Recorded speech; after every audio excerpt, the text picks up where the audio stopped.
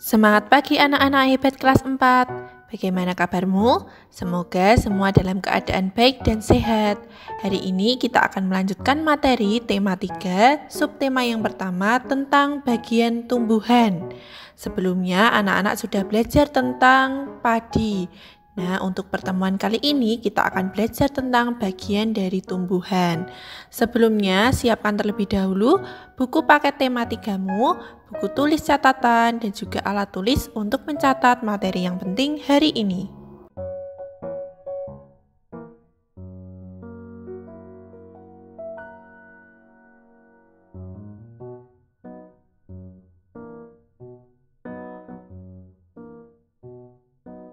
Apa saja yang akan kita pelajari hari ini? Yang pertama, kita akan belajar tentang bagian tumbuhan dan manfaatnya. Yang kedua, perbedaan tempat tumbuh pada tanaman padi dan teh. Yang ketiga, kita akan belajar tentang karya seni rupa tempel, yaitu kolase menggunakan tumbuhan kering. Tumbuhan hijau menyebabkan udara menjadi lebih segar karena menghasilkan banyak sekali oksigen. Seperti makhluk hidup lain, Tuhan menciptakan tumbuhan beraneka ragam beserta bagian pentingnya masing-masing. Kita mulai materi yang pertama, yaitu tentang bagian tumbuhan. Kamu juga bisa mempelajarinya pada buku paket temamu halaman 20-21. Tahukah kamu bahwa beberapa dari bagian tumbuhan berfungsi untuk membuat tumbuhan tersebut tetap lestari dan seimbang di alam? Nah, setiap bagian tumbuhan ini pasti memiliki fungsi masing-masing dalam proses kehidupannya. Sekarang coba anak-anak perhatikan gambar bagian tumbuhan berikut ini. Kita lihat dari yang paling bawah yang berada di dalam tanah. Ada akar, kemudian yang berada di atas tanah ada batang, kemudian ada daun, setelah itu ada bunga, dan ada buah tomat. Ini jadi pohon tomat ya. Di dalam buah tomat ini ada bijinya. Biji ini merupakan cikal bakal bagi sebagian tumbuhan untuk terus bertahan sehingga terjaga kelestariannya. Kita mulai bagian tumbuhan yang pertama, yaitu akar. Akar adalah bagian tumbuhan yang umumnya berada di dalam tanah. Akar memiliki 3 bagian. Yang pertama adalah akar utama atau batang akar. Ukurannya besar, mengerucut, dan tumbuh lurus menembus tanah. Setelah itu ada cabang akar. Cabang akar ini merupakan cabang dari akar utama. Yang ketiga ada rambut akar. Rambut akar ini yang akan menyerap air dan unsur hara yang ada di dalam tanah. Fungsi akar bagi tumbuhan adalah menunjang berdirinya tumbuhan, menyerap air dan mineral dalam tanah, dan menyimpan cadangan makanan untuk beberapa tumbuhan. Contohnya adalah umbi-umbian. Bagian tumbuhan yang kedua adalah batang. Batang adalah bagian tumbuhan yang berada di atas tanah. Manfaat batang bagi tumbuhan adalah yang pertama, sebagai penyokong tumbuhan, kedua, sebagai tempat munculnya daun, bunga, atau buah, dan yang ketiga, mengangkut mineral dan air yang diserap oleh akar menuju ke daun, mengedarkan zat makanan hasil fotosintesis ke seluruh bagian tubuh tumbuhan, serta sebagai tempat cadangan makanan, contohnya pada tanaman tebu. Beberapa tumbuhan ada yang batangnya berkayu atau tidak berkayu. Seperti pohon tomat tadi merupakan contoh tumbuhan yang tidak berkayu. Sedangkan seperti pohon cemara, pohon jati itu merupakan contoh tumbuhan yang batangnya berkayu. Bagian tumbuhan yang ketiga adalah daun. Daun merupakan bagian yang penting bagi tumbuhan. Daun lengkap memiliki bagian yaitu tangkai daun, pelepah daun, dan helai daun. Contohnya adalah daun pisang. Fungsi dari daun ini adalah yang pertama, sebagai tempat berlangsungnya proses fotosintesis. Jadi tumbuhan kita bisa memasak makanan dan menghasilkan gas oksigen ini pada daun. Kemudian yang kedua, sebagai tempat penguapan air. Yang ketiga, sebagai alat pernapasan bagi tumbuhan. Dan yang keempat, sebagai tempat cadangan makanan. Contohnya pada tumbuhan kol, sawi, dan bayam. Bagian tumbuhan yang keempat adalah bunga. Bunga merupakan bagian tumbuhan yang berfungsi sebagai alat perkembangbiakan tumbuhan berbiji. Bagian bunga terdiri dari mahkota bunga yang berfungsi untuk memperindah bunga dengan warna-warna cantiknya.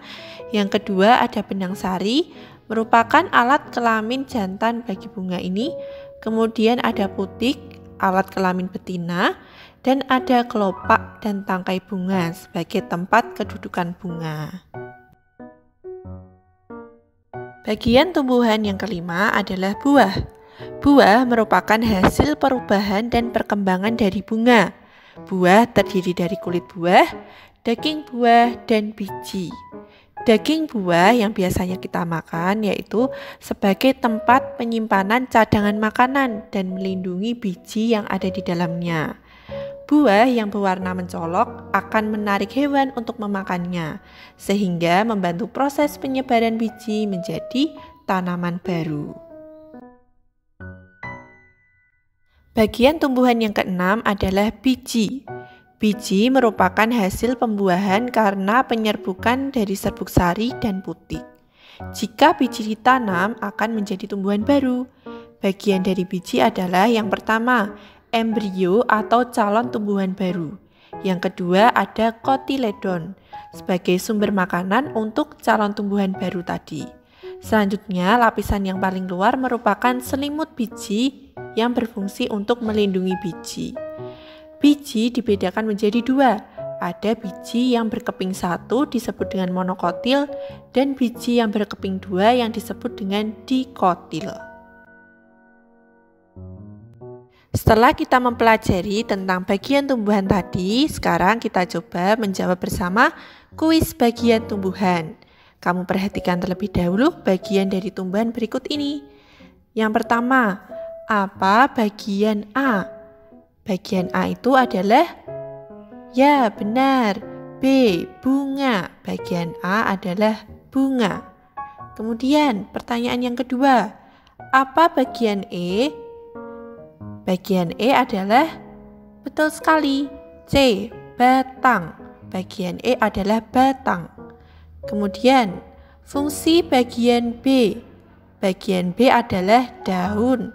Jadi, fungsi dari daun adalah C, sebagai tempat fotosintesis. Fungsi dari bagian D, kecuali ya, bagian D adalah akar. Jadi yang bukan merupakan fungsi dari akar adalah D, penyokong tumbuhan, karena penyokong tumbuhan adalah fungsi dari batang. Kita lanjutkan materi yang kedua, perbedaan tumbuhan padi dan teh. Kamu bisa mempelajarinya juga pada buku paket tematikamu halaman 31. Sebelumnya, kita harus mengetahui bahwa jenis tanaman yang berbeda mempunyai tempat yang berbeda untuk tumbuh. Karakteristik atau ciri-ciri suatu daerah berpengaruh pada pertumbuhan tanaman. Contohnya pada tanaman padi dan teh. Pada pembelajaran sebelumnya, anak-anak sudah belajar tentang padi. Padi merupakan tumbuhan yang dimanfaatkan sebagai makanan pokok masyarakat Indonesia. Padi biasanya tumbuh di daerah dataran rendah yang bercurah hujan tinggi. Berbeda dengan padi, kalau teh adalah tumbuhan yang dimanfaatkan sebagai minuman masyarakat Indonesia. Biasanya tumbuh di daerah dataran tinggi atau pegunungan. Perbedaan padi dan teh lainnya adalah yang pertama, padi, suhu yang baik untuk pertumbuhannya adalah 23 derajat Celcius.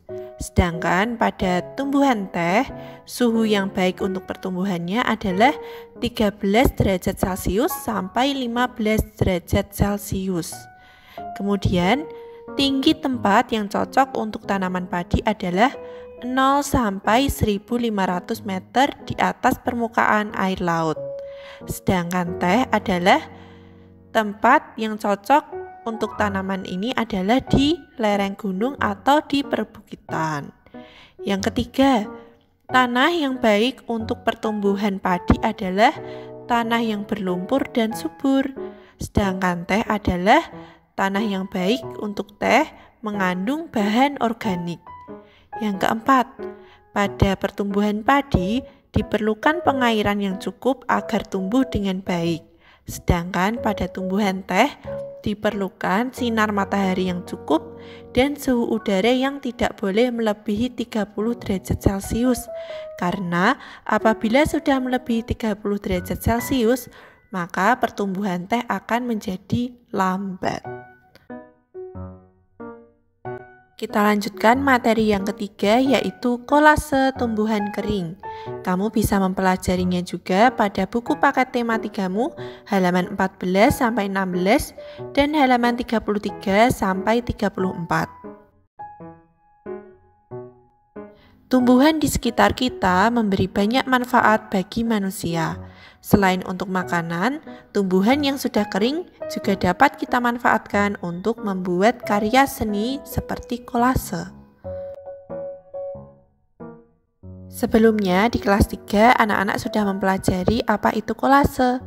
Kolase adalah cabang seni rupa yang bentuk kegiatannya menempelkan potongan kertas, biji, bahan bekas atau material lain untuk membentuk rancangan tertentu yang ditempelkan pada permukaan gambar. Bahan yang ditempel harus terlihat bentuknya meskipun sudah disusun atau dirakit menjadi satu. Berikut ini merupakan beberapa manfaat dari kolase. Yang pertama, meningkatkan kreativitas. 2. Melatih konsentrasi. 3. Media pengenalan warna dan bentuk. 4. Mengasah kecerdasan dan kepercayaan diri. Kolase juga bermanfaat bagi lingkungan karena memanfaatkan barang bekas sehingga kebersihan lingkungan menjadi lebih terjaga. Bagaimana cara membuat kolase? Yang pertama, siapkan terlebih dahulu alat dan bahannya. Bisa menggunakan daun atau batang kering dari tumbuhan, kemudian lem, pensil, kertas, dan gunting. Yang kedua, buatlah sketsa gambar yang kamu sukai. Selanjutnya, aturlah daun-daun atau batang tumbuhan tadi menutupi sketsa gambarmu. Perhatikan ukuran, perpaduan warna, dan bentuknya. Kelima, tempelkan daun atau batang tumbuhan kering tadi pada kertas gambarmu menggunakan lem. Tempellah dengan rapi. Setelah selesai, pajanglah karya seni dari tumbuhan kering buatanmu. Anak-anak bisa mempraktikkannya di rumah untuk pajangan di rumah atau sebagai tugas SPDP-mu praktek minggu depan. Cukup sekian anak-anak pembelajaran hari ini. Tadi anak-anak sudah belajar tentang bagian tumbuhan, perbedaan tumbuhan teh dan padi, dan juga kolase tumbuhan kering. Terima kasih karena anak-anak sudah mengikuti pembelajaran dengan baik dan sungguh-sungguh. Tugasmu hari ini adalah mengerjakan latihan soal mengenai materi hari ini pada Google Form yang dibagikan oleh guru kelasmu. Kerjakan dengan baik dan sungguh-sungguh. Terima kasih. Sampai jumpa pada pembelajaran berikutnya. Salam sehat selalu.